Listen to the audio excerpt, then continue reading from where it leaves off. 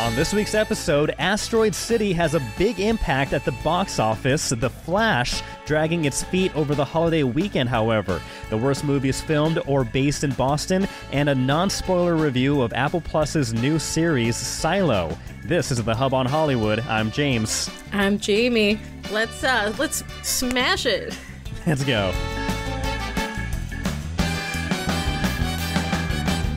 All right, Jamie, we are back for another episode, jam-packed episode of The Hub on Hollywood.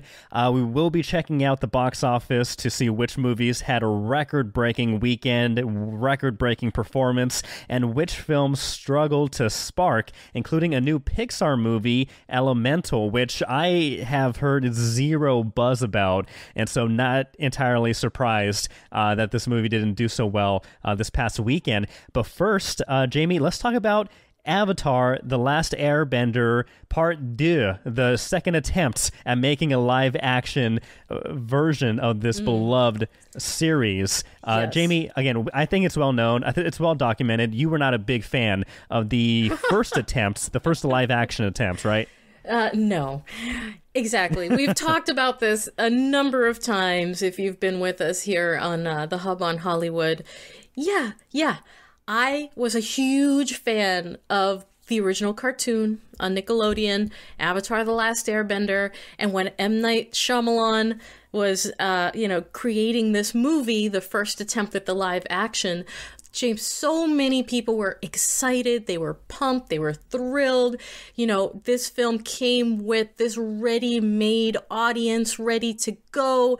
I went opening night, I was dressed up with my husband. The entire room was packed with people in costume and excited.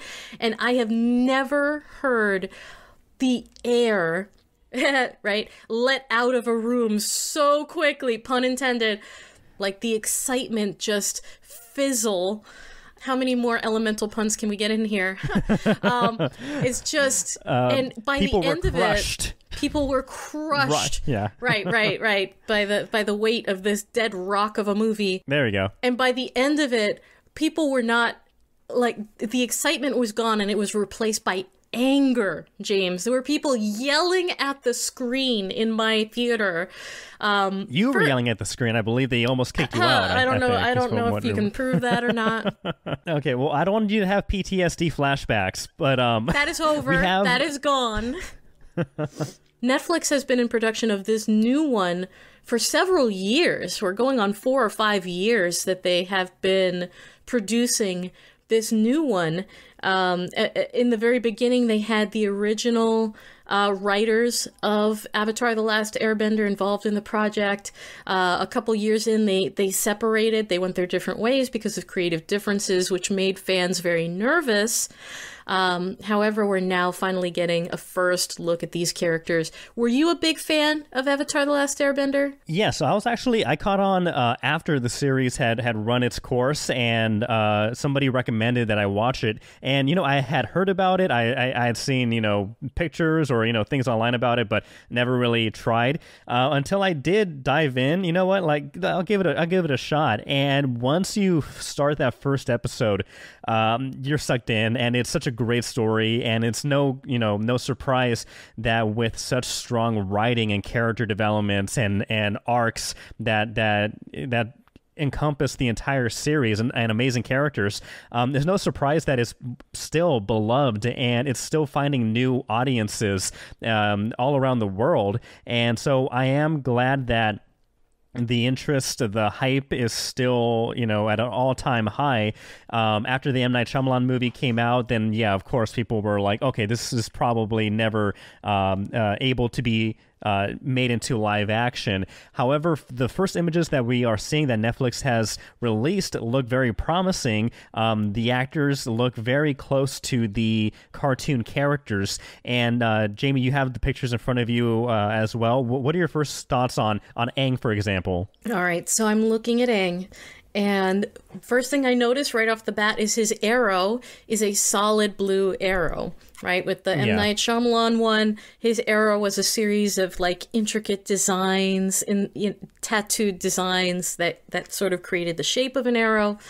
But we are looking at, with this one, a much more cartoon accurate version of Aang in every regard, from his costume that he's wearing to the arrows on his skin. Another thing that I've just noticed in general with the casting, they are much more accurate to the races of I was gonna say that. Yes, of the characters in the original show. That was another thing that people were upset with last time around. Aang was Caucasian. Everybody just didn't look like their characters. They weren't the kind of Asian that they were in the cartoon. And Katara and Sokka, they look like they're from this is what's the right word? Inuit. That's the right word, Inuit. So they look of that ethnicity, something that was clearly conveyed in the cartoon, and so that looks very accurate. So that's one of the first things I noticed too, that I appreciated. Right, because Katara and Sokka, her brother, were also Caucasian in the last movie. So yes, they look amazing. Katara looks so great, so fantastic. The costumes are much more accurate and intricate too, in certain ways. I'm looking at Sokka's little warrior outfit, not little, but his warrior outfit. He looks great. Did I say Sokka or Sokka? I don't know. Yeah, but either way, if I did, I apologize. It's been a while since I've seen the series, but Sokka. Yeah, Sokka. No, he looks great as well. He has his boomerang attached to his hip right there, and then Zuko looks great as well in his fire. Nation outfit. A Fire Nation. See, I'm already a bad Last Airbender fan. It's been a while since I've seen it, but I when I did watch it, and I did rewatch it too. But it's been a minute. But it's a great show. But everybody looks very accurate to their cartoon portrayal. It's a great time to rewatch it. And so he's wearing the outfit that he wears at the very beginning of the series on the ship in the Arctic, in the icy northern tundra that he's been banished to by his father, and he was wearing this like greenish outfit in the very beginning. So it looks great. I have such high hopes for this project, not only because of the casting and the costumes and the fact that the original creators were involved with starting this project up, but the amount of time they've been working on this, James. It's going on 5 years. And this is the very first official look that we're getting of this project. And I think that the philosophy behind that is that they want to take their time with the CGI, they want to take their time with the story, and they want to deliver something that the fans can really enjoy and be proud of. And I think it's pretty incredible that Netflix is giving them the time, giving them the money to do this right. And so we now have a release date too, which we haven't had up until now, which is, a release year rather. It says coming in 2024. So I'm extremely excited for this, very hopeful. I'm going to go ahead and let my broken Avatar heart get hopeful again. Excellent. And fill up with expectation. And if they let me down again, I can just, go all firebender on them and and we'll see. But I want to let myself have hope for this one, and I hope you do too. Yeah. Can't wait to share it with my son, who's at the perfect age for this. He's just about to turn 8. He'll be 9 next year, so perfect age to start this. What do you guys think of Avatar: The Last Airbender? Did you love the cartoon? Did you hate the last movie? Are you hopeful for this project on Netflix? Let us know in the comments below. All right, perfect. Now, talking about some hopeful, some projects that we are seeing unravel right in front of our eyes.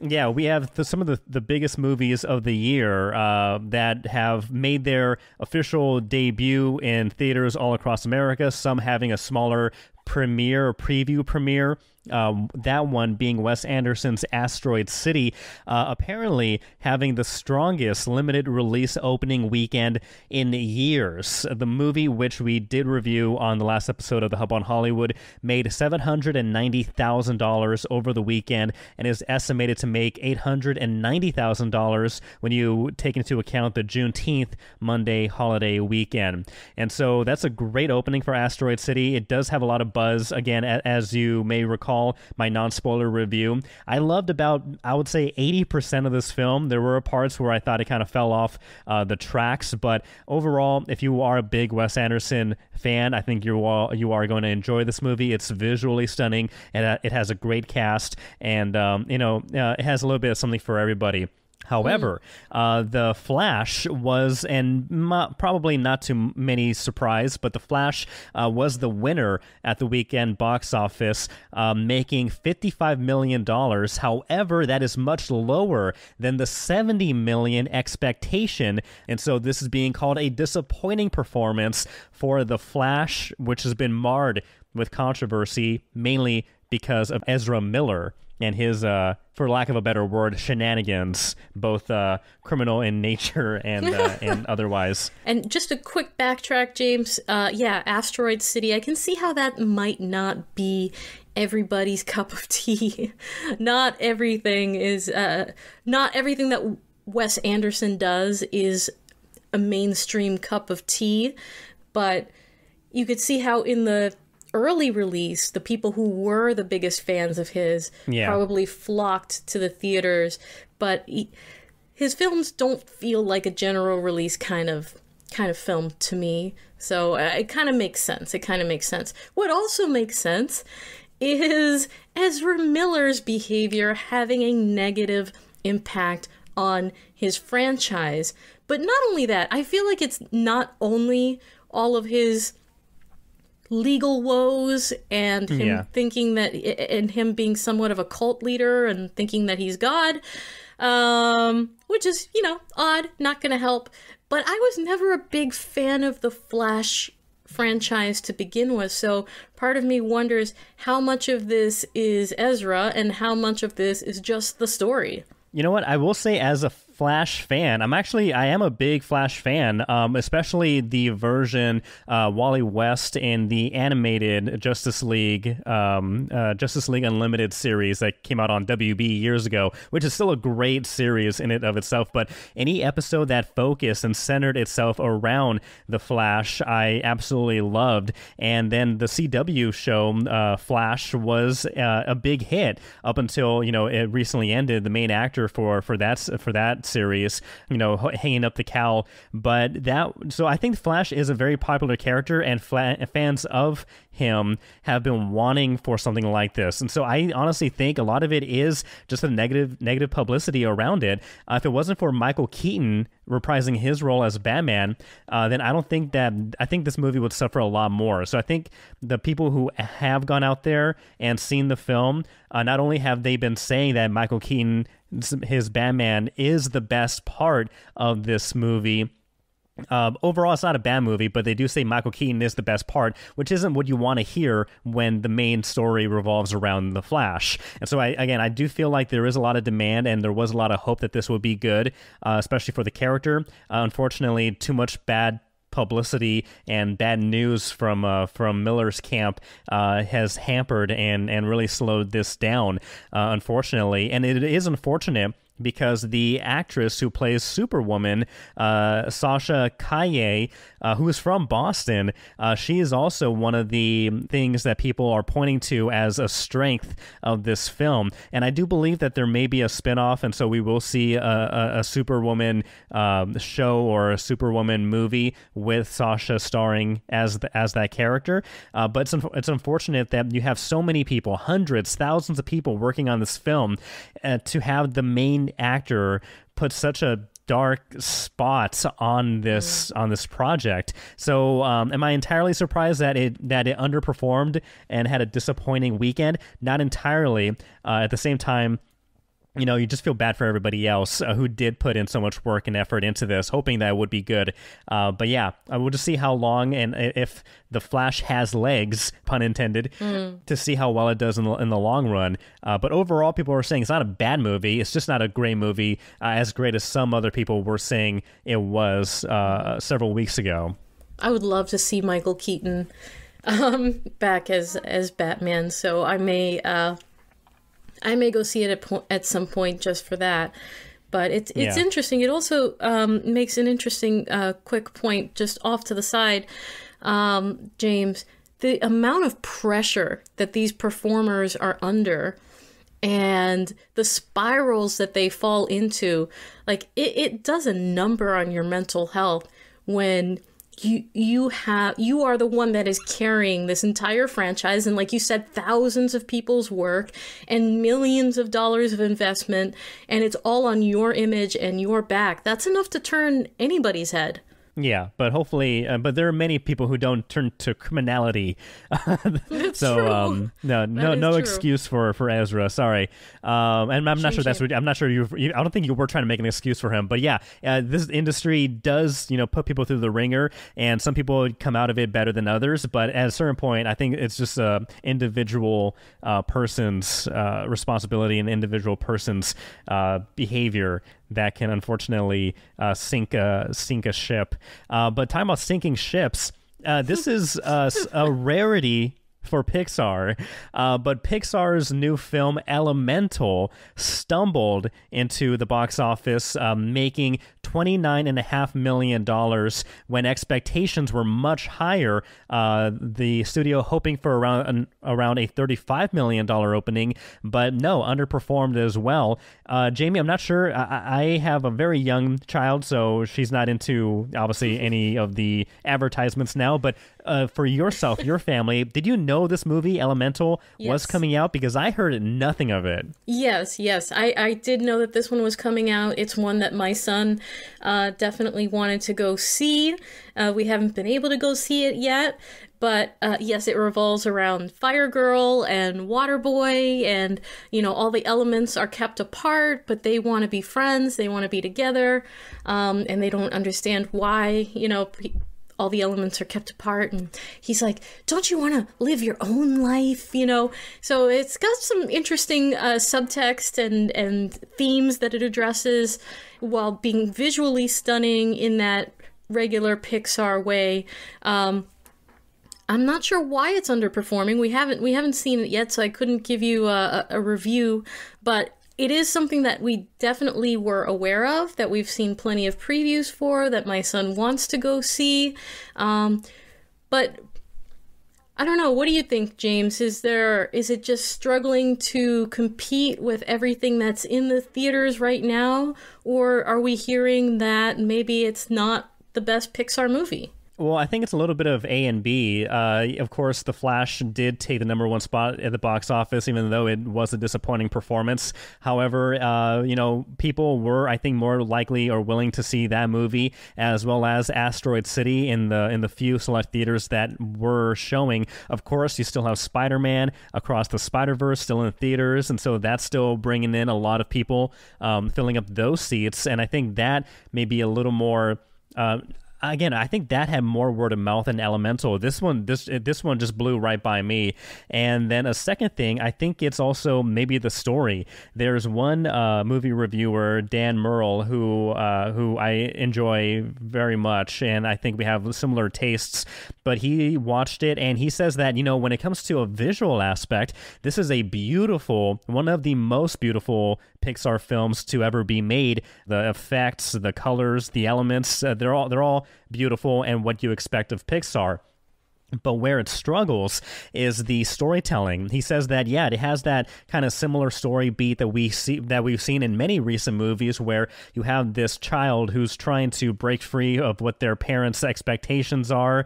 There's a push and pull there, and it's also, from what he describes, is very on the nose of of the message it's trying to convey. Of like, these elements are separate, but they want to be together. But the older elements, they don't want the mixing or the mingling, and it's very on the nose of interracial marriage or interracial friendships, or people being with people who they want to be with, despite who their loved ones or parents may say, and there's this rebellion nature in it. And so, according to him, there are many movies, recent Pixar movies, that have the same kind of storyboard or that arc of like rambunctious or defiant child wants to do their own thing and branch out and explore who they are. And we've seen that in many recent films. And from what this reviewer says, it's just nothing groundbreaking. It's very on the nose, and it's some of the jokes are very also, they're very low-hanging fruit when it comes to the jokes. For example,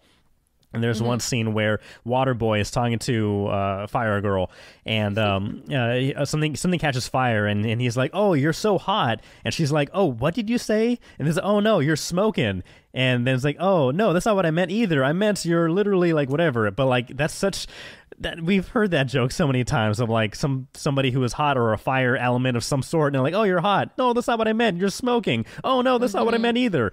It seems very on the nose, and so I don't know. That could be a mix of A, B, and C reasons why it didn't perform so well. But if that doesn't turn you off, I would definitely love to hear your take. If you and your son go watch this film. Sure, yeah, we'll see what we can do this weekend. All right. Well, let us know what you think. Did you watch The Flash? Did you watch Asteroid City? Were you among the few who tried The Elements and Elemental? Leave us your comments, your reviews, your thoughts. Follow us on social media. We are The Hub on Hollywood. You can follow us at Hub on Hollywood on Facebook, Twitter, Instagram, and TikTok.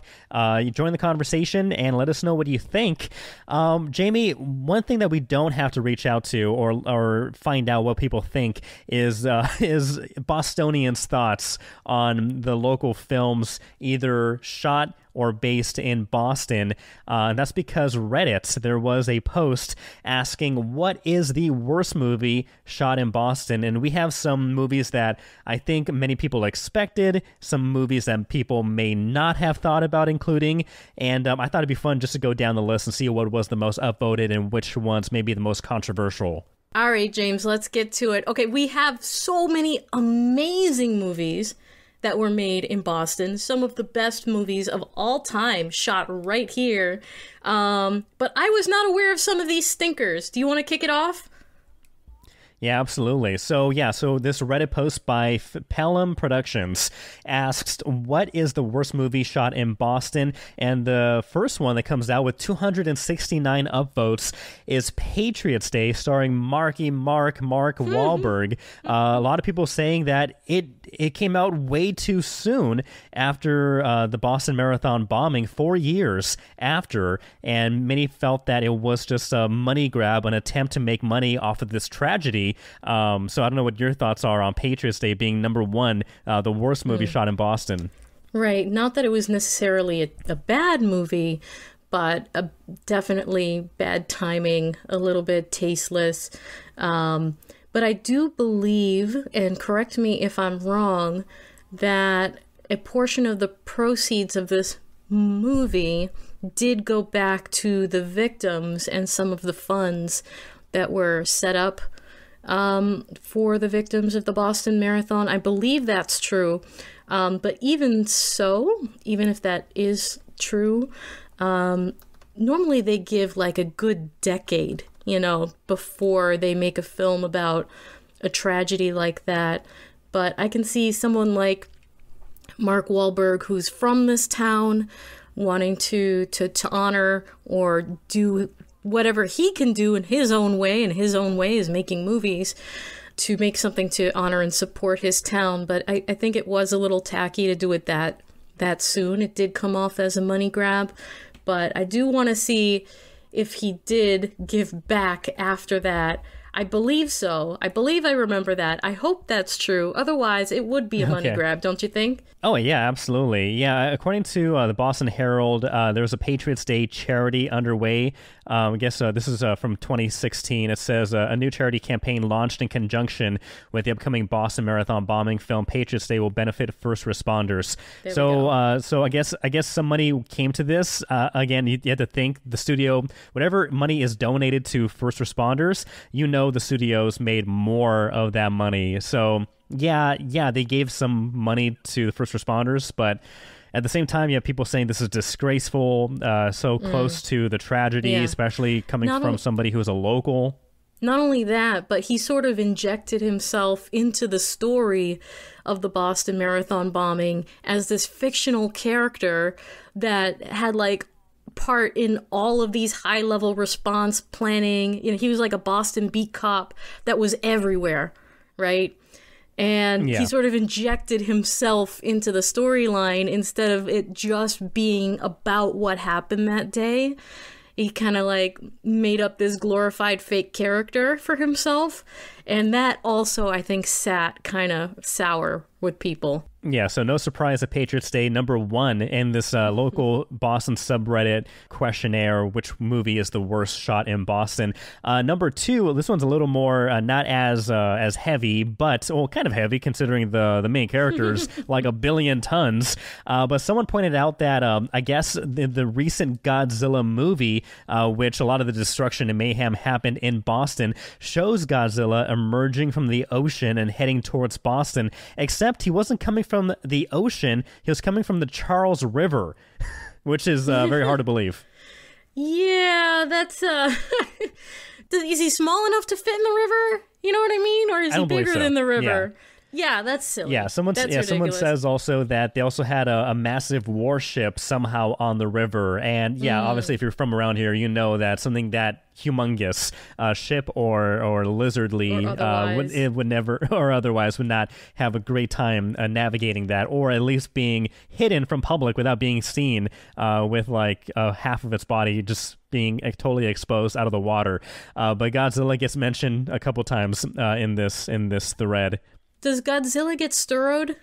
That's just my question. That'd be hilarious. That should have happened. That should have happened. Might as well. That's a Godzilla director's cut we need to see.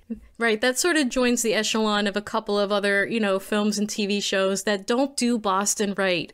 Right? We were talking about The Last of Us, where the geography is just completely wrong, and there's no mountains to the 10 miles west of Boston is suburbs and Dunkin' Donuts. It's not like the Canadian mountains. And someone else mentions there was a humpback whale breaching the Charles River in Black Panther 2. So it just seems silly, some of these that have not done Boston entirely right. But let's see what else is on the list. See, Black Mass starring Johnny Depp, someone says, doesn't deserve the worst movie mantle, but it was so dull and plotting and really made of a snoozer out of the real-life story. Someone's saying, they shot the movie on the street in Southie I lived on. I thought I was the only one who fell asleep both times. Someone said they fell asleep watching that movie twice because it was just so boring. But that's hilarious. I haven't seen the movie, and with a review like that, I'm not in a rush to put that on. No. Black Mass, right. I actually, at Emerson College, the producer of that movie came to speak to our class. We had a screenwriting class, and we got to speak to the producer, listen to his story, how he brought it to the big screen. But I agree that I'm not really a fan of movies that are super dark, which that movie is both thematically and visually dark. Movies that are slow. So while it's pretty decently based on the true story and the characters, not an action flick for sure. Next person on the list, R.I.P.D. They write, some of it was filmed right outside my office in the financial district. It was cool seeing how they transformed the storefronts and brought in all the props. He says he was excited to go watch the movie in theaters, and when it finally came out, it was so bad. Yeah, but you know what? That stars Jeff Bridges and Ryan Reynolds. And Ryan, apparently he loves Boston and the financial district so much because he came back and shot Free Guy in many parts of that area in downtown Boston. And so, any Ryan Reynolds film, good or bad, it brings good business for local actors and local companies. Job. So, keep coming down, Ryan. Even though R.I.P.D. was not a big hit, people enjoyed the money that it brought. Now, this one's one one that I think people are mixed on, but somebody says Paul Blart Mall Cop filmed at Burlington Mall. Someone says not sure if that counts, but it's pretty bad. Other people saying, it's not that bad of a movie. Some people saying that Kevin James was looking pretty good during some of those filming shots behind the scenes. Did you watch that one, Paul Blart? I've seen bits and pieces of it, but not normally my cup of tea. But great seeing the Burlington Mall, and everyone who got to sneak in the background there. So awesome. All right. Next one, as you mentioned, The Last of Us. Obviously, it's based in Boston, but they showed scenes that looked like it was, filmed in the Canadian Rockies. So that, of course, made the list. After that, the Boondock Saints 2, All Saints Day. One of the funniest comments is somebody says, I saw this in theaters, and I still think it's a made-up movie every time I see that title. I saw the first one, the Boondock Saints 1, and, it's a cult classic. Some people hate it. Some people love it. Some people don't mind it. I'm in that don't mind it camp. But Boondock Saints 2, All Saints Day was one that I did not really enjoy. So not surprised there. Do you want to round up just like maybe a couple more of these worst movies? I'd say one more for me. And and this one I tend to agree with is the 2016 Ghostbusters movie.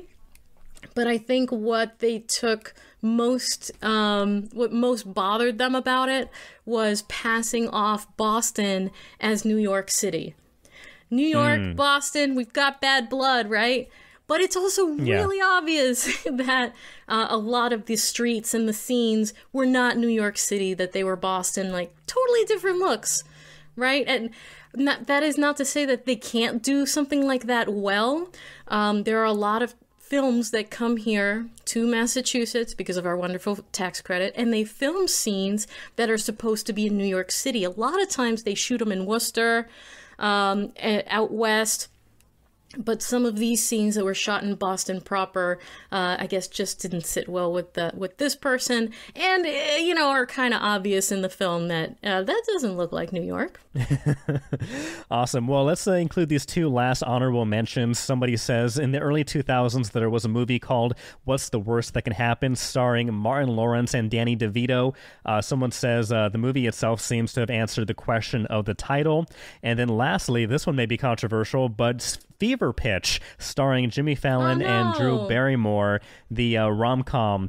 Someone says it's the rom-com made for guys in Boston who could relate to Jimmy Fallon's character. Based off your reaction, I think you have a soft spot for Fever Pitch. Look, I'm with the people here who are going, it's a modern classic, it's a work of art. I love Fever Pitch. How could you not? He's so adorable. Everything about that story is so cute. Him and Drew Barrymore. And the fact that, he loves the Boston Red Sox. They've never won a World Series. And as they were filming the movie, they won the World Series and had to change the whole end of the movie. It's a great movie, guys. Come on. All right. Jimmy Fallon and Drew Barrymore are the reason why the Red Sox turned their luck around and started becoming the juggernaut team that they became during that era. But let us know, do you agree with this list of the worst movies shot or based in Boston? Is there another movie that was not mentioned that you think, beats all these other movies when it comes to being the worst? Comment down below, leave us a review and your thoughts about what they get right and what they get wrong when shooting and filming in Boston. Jamie, what I'm curious about what they got right and what they got wrong is this new Apple Plus TV series called Silo, which you saw. I hadn't heard about it until you mentioned it, but I looked at the trailer and it looks like a pretty interesting, cool series. I'm interested. What do you think? Yes, in what we're watching right now, 87% on Rotten Tomatoes. That is nothing to sneeze at. It is up on Apple TV right now. So here's the basic premise. In a ruined, toxic future, a community exists in a giant underground silo that plunges hundreds of stories deep. So people have been living in this society, this very highly regulated society, for about 140 years. They don't know why they're there. They don't know how they got there. They have no history. And all they know is that outside of the silo, the world is destroyed and unlivable. But is that really the truth? So I was able to watch the very first episode, and there were pros and cons for me, okay? There were some of the cons, there are some cliches, right? We've got a standard dystopia, a futuristic dystopia going on here, and so we've got, the great founders have created this world for us, and I think that some of those beats are just way overused. However, I think that it really catches itself and it saves itself through the acting, through the story, and towards the end of the last episode, it picks itself back up and delivers a story that is interesting, that I want to know more about, and I want to watch more and see where it goes. So I think further episodes have much higher ratings, and I'm going to give this one a shot. My husband really got into it, and he's not easily turned on by things that are not necessarily in the realistic realm, but this felt grounded enough for him. Starring Rashida Jones, David Oyelowo, Tim Robbins is in it, Common is in it, and a friend of the show, a friend of the Hub on Hollywood, who we interviewed not too long ago, Mr. Chris Ochoa, who was in The Covenant, who starred alongside Jake Gyllenhaal in The Covenant. He plays one of the guards who helps enforce things with Common. So that is an extraordinary experience to get to have. So congratulations to Mr. Chris Ochoa on that. So I recommend Silo on Apple Plus. Excellent. All right. Well, I don't have Apple Plus, but the first episode, as you mentioned, is free to watch. So I will check that out, see if Silo is worth the subscribing to Apple Plus. But let us know what you think. Have you watched Silo? What are your thoughts, not only on this, but everything else included in this episode when it comes to Asteroid City, its big impact at the box office, The Flash, Elemental? What are your thoughts on the best or worst films based or shot in Boston? Jam-packed episode, great episode. If you are an actor, a local actor in New England, you're going to want to stick around, because after each episode of the Hub on Hollywood, we have the latest and brightest and coolest casting calls that can get you on the big screen, on the small screen, and everything in between screen. So stick around for that. Exactly. Stick around for that. And until next week, I'm Jamie. I'm James. See ya. Bye.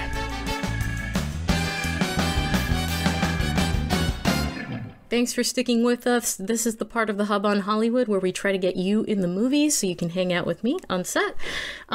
We've mentioned there's a new movie that's gotten underway in Springfield called Barron's Cove. Very dramatic, about a guy who kidnaps the kid who killed his kid and all of that. The director of that is just saying how economically smart it was to bring films like that here to New England. And so we look forward to having more of those kinds of opportunities. Boston Casting is handling the background casting for Barron Cove and a number of other projects that are underway right now. Go ahead and sign up with bostoncasting.com, put in your information. It's all for free. Get those emails. Notifications, and let the casting directors know when you're available to be in the movies, spend a day on set. Tons of casting agencies out there, from Boston Casting, Slate, Kendall Cooper, so many others. Stick with us.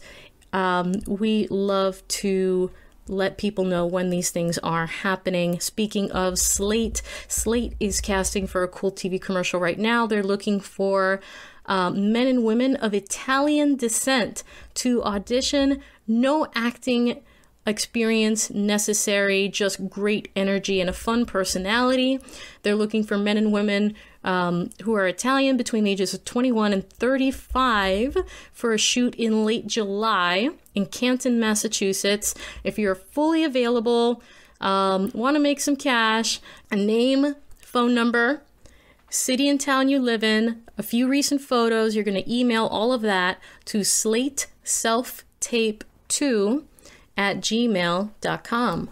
All right, Slate Casting, looking for men who practice yoga. Are you between 40 and 50 years old who likes to practice the great form of exercise? Then this is for you. Slate realpeoplecasting@gmail.com. You send your photos, name, contact information, agent, city, state where you live, and a brief description of your yoga experience for a fun project filming here. You must also be a local of New England. So if you are, again, 40 to 50, man who practices yoga, send all that information to slaterealpeoplecasting@gmail.com. All right, and Boston Casting, James, this could be for you. They're looking for infants between 2 and 6 months. All right. And their parents.